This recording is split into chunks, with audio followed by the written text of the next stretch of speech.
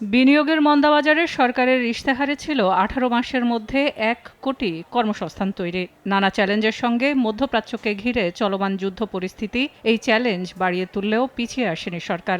লক্ষ্য অর্জনে অর্থনীতিবিদদের পর ব্যাংকারদের সঙ্গে দফায় দফায় বৈঠক করেছেন বাংলাদেশ ব্যাংক গভর্নর।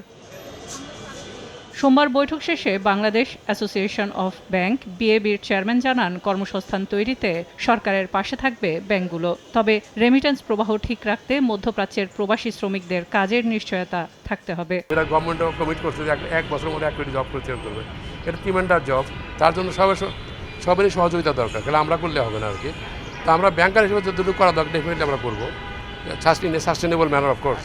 আমরা যেটা সাস্টেন করতে পারি অতটুকুই করতে হবে। তবে আইডিয়া সব ঠিক আছে, এগুলো মনে করি।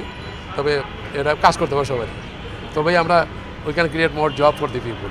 এর আগে বাণিজ্যিক ব্যাংকগুলোর অর্থায়নে গঠিত বাংলাদেশ স্টার্টআপ ইনভেস্টমেন্ট কোম্পানির কাছে গ্রামীণ ও প্রযুক্তি নির্ভর অর্থনীতিতে কর্মসংস্থান তৈরির সুনির্দিষ্ট রোডম্যাপ চান গভর্নর মুস্তাকুর রহমান। গভর্নর সাহেবের একটা অ্যাডভাইস ছিল যে আমরা এটা রুরাল ইকোনমিতে কীভাবে করা যায়, অ্যাগ্রো ইকোনমিতে কীভাবে হেল্প করা যায়, যে সমস্ত স্টার্টআপগুলো আসছে আমরা ওই রকম স্টার্টআপে যেন আমরা can you look at it more carefully, যেন এটা হলে আমাদের দেশীয় যেটা আছে উপাদানগুলো সেগুলো আপনার ভালো হবে, অ্যাট দ্য সেম টাইম এমপ্লয়মেন্টটা ক্রিয়েট হবে। বাণিজ্যিক ব্যাংকগুলো তাদের মুনাফার ১% অর্থ জমা দেয়া ভেঞ্চার ক্যাপিটালের কাজ দ্রুত শুরু করার বিষয়েও আলোচনা হয় বৈঠকে।